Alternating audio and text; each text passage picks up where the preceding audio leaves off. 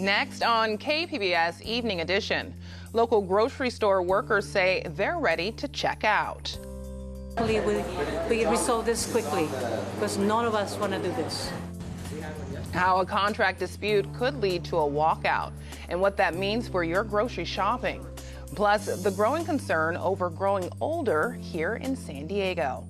Will there be care when you need it most? And backlash over horse racing deaths, how the Del Mar racetrack is paying the price. KPBS Evening Edition starts right now.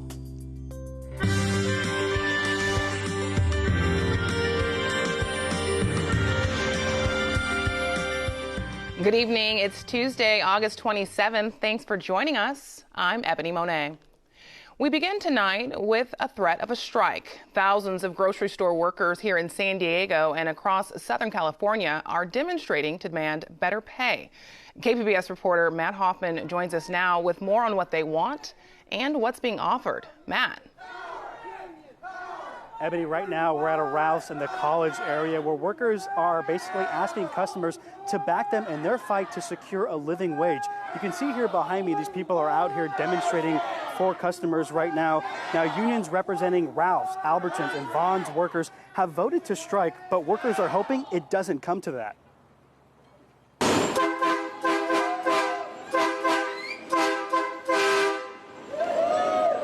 San Diego Teamsters were out supporting the grocery store workers Tuesday. Oh, they're definitely going to hear us because we're here working for 34 years.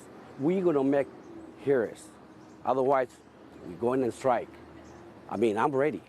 I mean, I'm pretty upset. What, just for nickels and dimes? That's disgusting, you know. United Food and Commercial Worker members are asking shoppers to support them. They have a simple message: one job should be enough. Bills every week, and I wonder where the next check is going to come. I want to be able to afford good food. Union leaders say most grocery store employees are making around $15 to $16 per hour, which they say is not a livable wage, especially in San Diego. I like my job. I appreciate my job. I have no problems with my company. I just want them to understand better and put yourselves in our situation. We need more money. Now you can see these people are still out here demonstrating, trying to get customers to back them. Union leaders say the grocery stores are only offering small raises, literally just nickels. Ralph's has responded saying it is committed to higher pay for its employees, but right now it and the unions are, quote, very far apart on wages. Vons and Albertsons say they are committed to providing employees with competitive pay and benefits. Now you see these people out here. They're going to be out here all week at different grocery stores across San Diego. They're basically handing out these flyers, basically telling customers to sign up for notices in case they were to go on strike. But now the big question, are they going to go on strike? They said that they're going to basically go back to the bargaining table next week. If they do go on strike, they're asking people to sign up for these text alerts. They say they're going to be targeting Ralph's stores first. Here in the College area, Matt Hoffman, KPBS News. A tough situation. Thanks, Matt.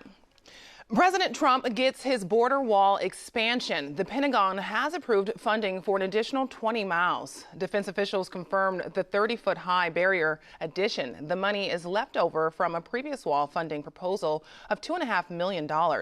Shifting Pentagon funds to build the border wall has proven controversial and has been met by congressional opposition and a court challenge.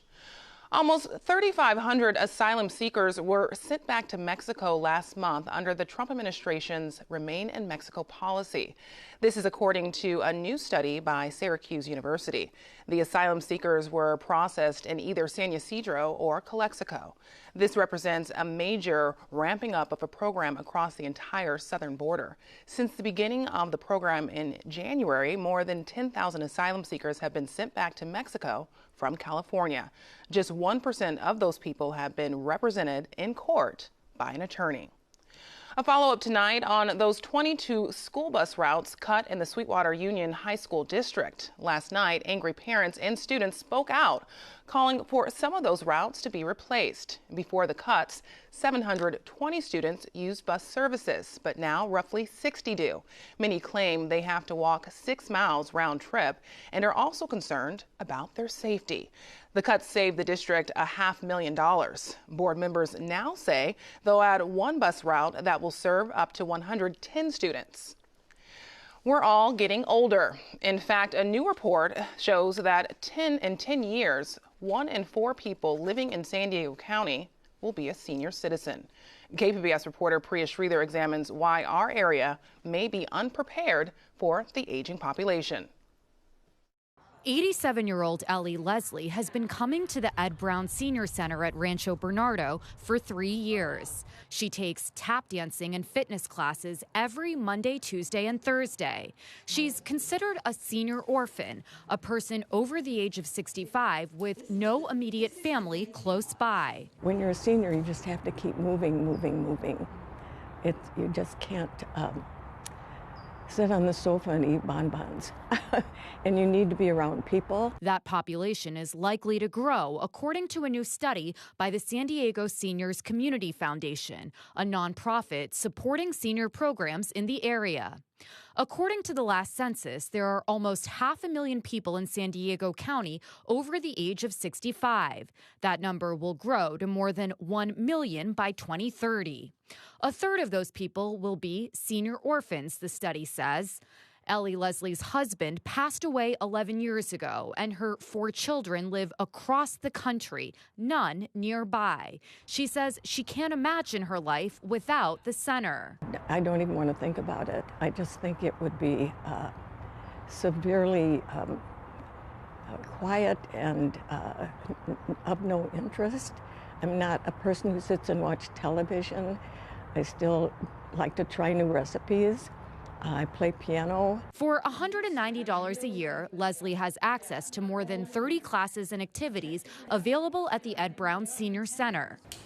Lynn Woolsey volunteers as the executive director of the center. She says their $80,000 annual operating budget comes mostly from membership fees of their approximately 300 members and fundraising events.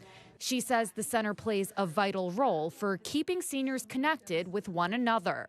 Isolation is a big problem. It's not just a mental health problem, it's a physical health problem as well, because people who are lonely and get depressed, and people who are depressed don't eat properly, they don't sleep, they get sick. We serve that need, we plug that hole. Currently, San Diego County has 28 senior centers. The study found they serve only 8% of the area's total senior population. Nearly a quarter of the centers have no full-time employees, and 21 were built more than 30 years ago. Bob Kelly, president of the foundation, says more must be done to keep up with the growing population. Now, with the advances in medical care, seniors are not passing away. They're much more active, and they're living into their hundreds. And so charity, there was never a need to provide any charitable support to seniors because, again, there was very few. And the culture of our communities was that the children would take care of the seniors. Well, that's all changing, and now what we have is huge number of seniors needing support. He hopes that the study will encourage policymakers to make care for senior citizens like Ellie Leslie a priority for the future. Priya Sridhar, KPBS News. More Americans are dying from heart disease. A study published in JAMA Today finds deaths from high blood pressure, diabetes, stroke, and heart disease are on the rise. A decade ago, deaths from those conditions had been on the decline. Doctors who worked the study are concerned about the findings, saying the disparities between genders and ethnicities are worrisome. Black men had the highest rates of heart-related deaths. The Food and Drug Administration is encouraging men to be included in clinical trials for breast cancer. Male breast cancer makes up less than 1% of cases. Even though it's rare, men have higher mortality rates than women, primarily because there's less awareness. Also, most of the treatments are based on studies and data collected in women. The FDA says it hopes more men will participate in clinical trials to help develop drugs that can treat them. California schools may soon allow parents to administer medical marijuana to their children on K-12 campuses. The state assembly approved a bill that allows school boards to decide for themselves. Current law prevents students who use cannabis to treat seizures, for example, to take medication on campus. Proponents argue they don't want any drugs allowed on school property. Former Governor Jerry Brown vetoed a similar proposal last year. The use of medical marijuana, especially CBD oil, is gaining in popularity. In fact, a new Gallup poll says 14% of adults use CBD products. Mandy Gaither has more on how the oil works. Laws surrounding marijuana can be complicated, so you might be wondering what this CBD craze is all about and whether it's legal. Cannabidiol, or CBD, is a chemical in marijuana, but on its own, it doesn't give users a high. CBD is now legal across the U.S. as long as it comes from the hemp plant. CBD isn't regulated, so distributors can't advertise it as medicine or a cure-all, but people use it for a variety of reasons. A lot of it's older people for aches and pains, everyday aches and pains, joint neuralgia, anxiety. And it comes in many different forms. We have salves, isolates, tinctures, oils, vapes. But if you're thinking about stopping at your local grocery store and picking some up, you may want to do some research first. Experts suggest finding a trustworthy store that specializes in CBD, and just like any supplement, make sure you ask your doctor before trying it. For today's Health Minute, I'm Mandy Gaither. As a global crisis unfolds in the Amazon, the Brazilian government is turning down $20 million offered up to help save the burning forest. Camila Burnell is on the ground in Brazil with the latest. Back and forth today and mixed messages from the Brazilian government. President Jair Bolsonaro saying he praised the G7 leaders with the exception of one of its members. He wants French President Emmanuel Macron to apologize and to withdraw his criticism before he can accept that $20 million donation. A crisis so large that the scars in the Amazon can be seen from space. But Brazil's President Jair Bolsonaro saying he won't accept a $20 million G7 offer to help fight the fires until President Emmanuel Macron apologizes to him. This after Macron criticized his handling of the crisis. Bolsonaro also questioned reporters as to why their countries care, saying, quote, "Why do they have their eyes on the Amazon? What do they want there?" Bolsonaro says he's deployed 43,000 troops to tackle the fires. The Defense Ministry says 2,500 are fighting the fires, and the number of affected regions is down. But the massive inferno is threatening to burn through the home of the indigenous Waiapi tribe. They live a world untouched by modern man, and the Waiapi say they will risk their lives to protect their home.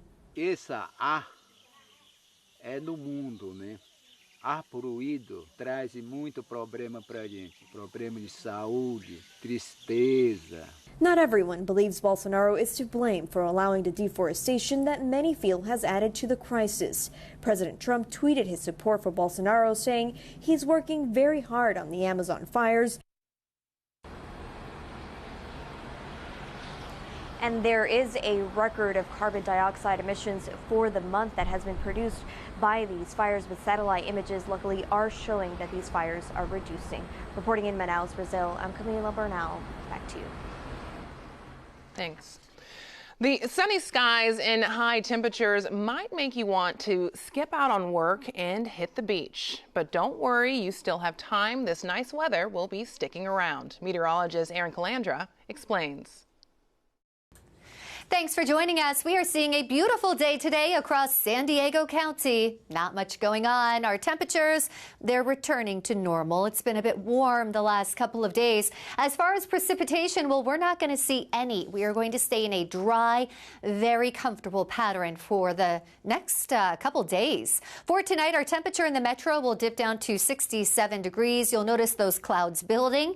We are seeing the return of an onshore flow, so cloudier at night, in the morning, and then, of course, We have all that sunshine by the afternoon. In Oceanside, our low tonight will be 64. Ramona, cooler at 59. And in the mountains, we're in those low 60s. Borrego Springs getting a break, 79 degrees for the low. Now on Wednesday, expect it to be high and dry around here. Comfortable along the coast, warmer, of course, in the deserts. We're seeing the return of some moisture. So Arizona, New Mexico, they could see a couple of showers. We're not going to see any of that. We stay dry. Ramona up to 91 tomorrow, a hot one. Oceanside comfortable at 78, and San Diego reaching 76 for those highs. Borrego Springs still in the triple digits, reaching 110 tomorrow with lots of sunshine. We have a big ridge in the jet stream here, and that's going to allow all this warm air to flow up from the south, and that's going to keep us looking awfully nice through Sunday. Mostly sunny skies, a cloud or two decorating the sky. Our temperatures will stay in those upper 70s to low 80s. Inland, it's warm. We're going to get up to the 90s by Friday through the weekend. It's going to remain sunny and dry. And in the deserts, we're still in the triple digits. Our overnight lows in the 70s, upper 70s. So that's going to be pretty comfortable. And in the mountains, we're in those low to mid 80s with sunshine each day. Gorgeous conditions in the mountains. For KPBS News, I'm Erin Calandra. Back to you. The backlash over horse racing deaths continues. 30 horses have died in 6 months at Santa Anita Park in Del Mar. Officials say they're on track for one of the safest racing years on record. But as KPBS reporter Matt Hoffman found out, while safety has improved, attendance has declined.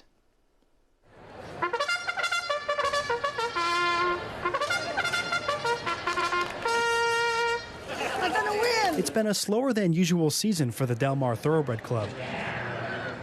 Yeah, I knew we were going to be impacted, obviously, by the bad publicity. Club CEO Joe Harper says attendance and revenue are down at the racetrack. Right now, we're off about 8% in on-track attendance, and about 14 to 15% in handle. The racetrack says in recent years it has seen a small decline in attendance with betting revenue steady, but has been hit especially hard this year after deaths at Santa Anita. There's obviously an impact. Nobody wants to come out and think they're going to see a horse being killed or something. There's also another impact from the high number of deaths at Santa Anita. Fewer horses are available to race. When Santa Anita had so much trouble, many of those horses, over a couple hundred, maybe 300, went somewhere else, mainly back east. They didn't just turn around and come back when we started.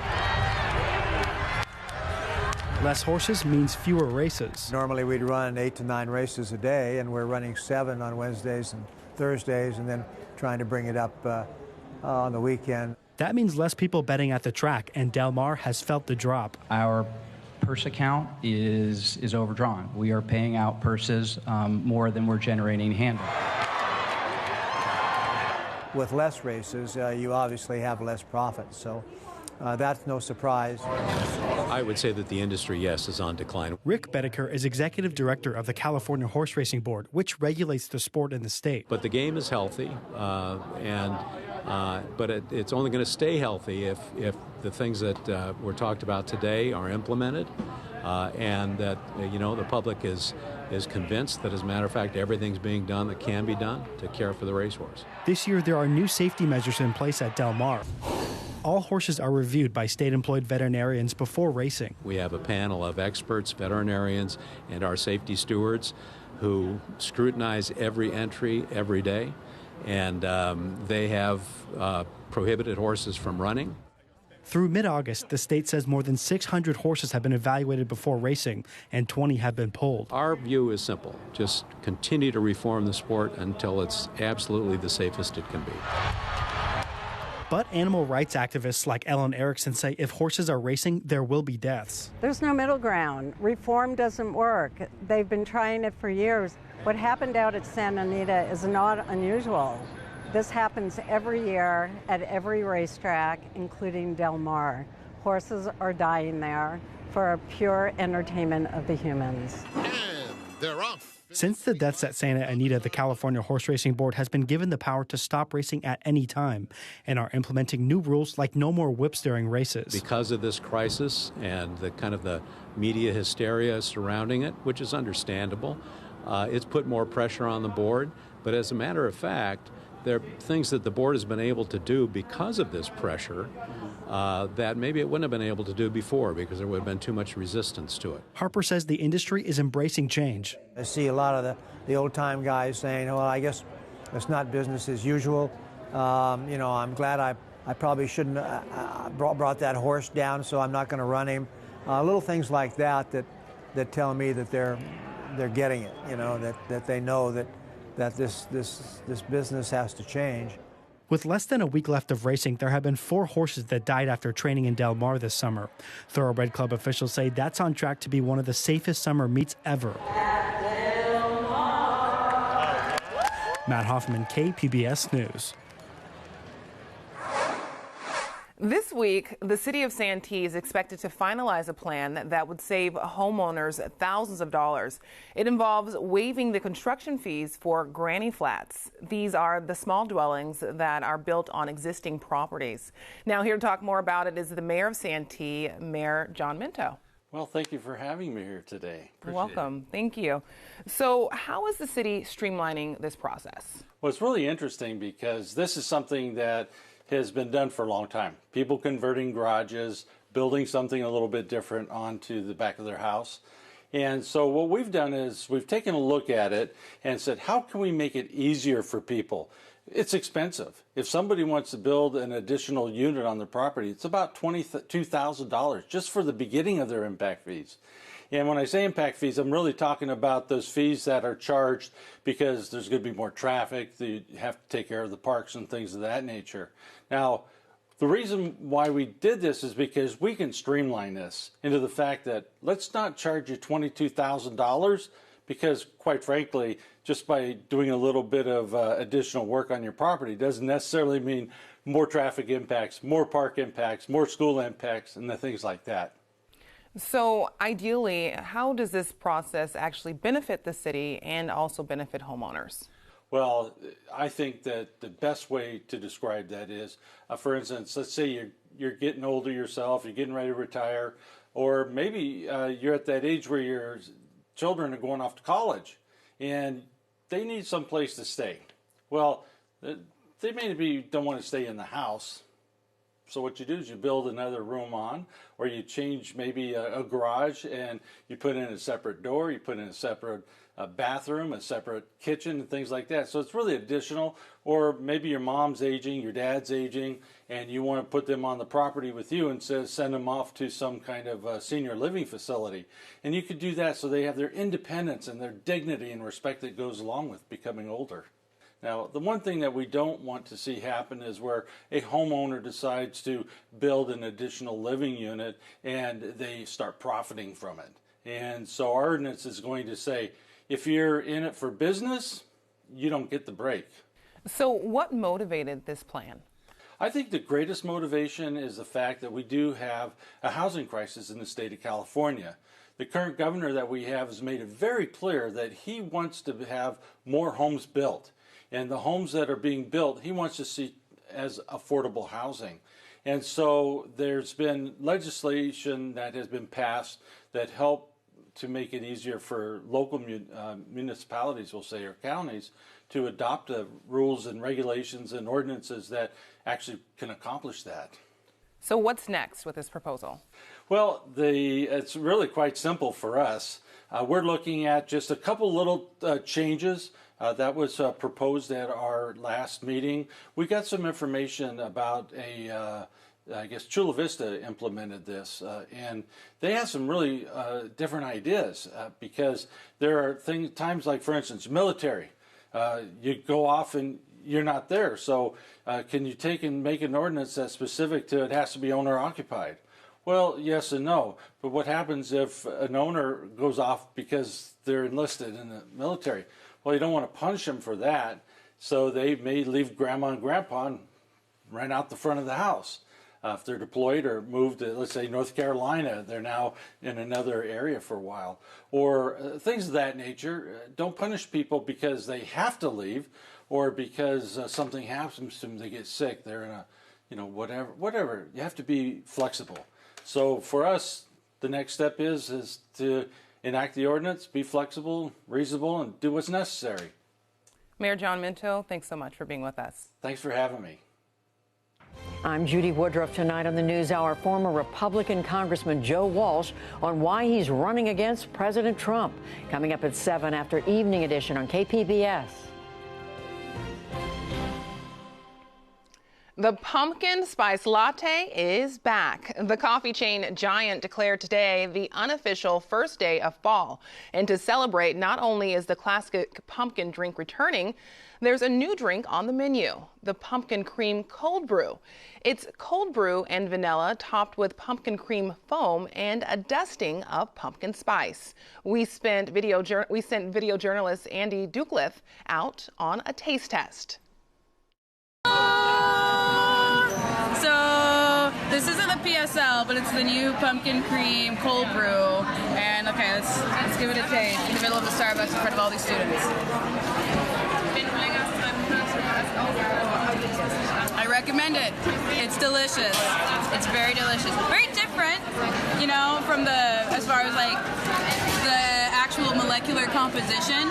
And Shalina Chitlani, our SciTech reporter, is the one taking this video right now, so she would know more about that. But very pumpkin spice, lots of E flavored. It's good. Who knew Andy was a latte connoisseur? And for the record, it is actually not fall for another month, so keep those cold drinks coming. You can find tonight's stories on our website, kpbs.org/evening edition. Thanks for joining us. Have a great night.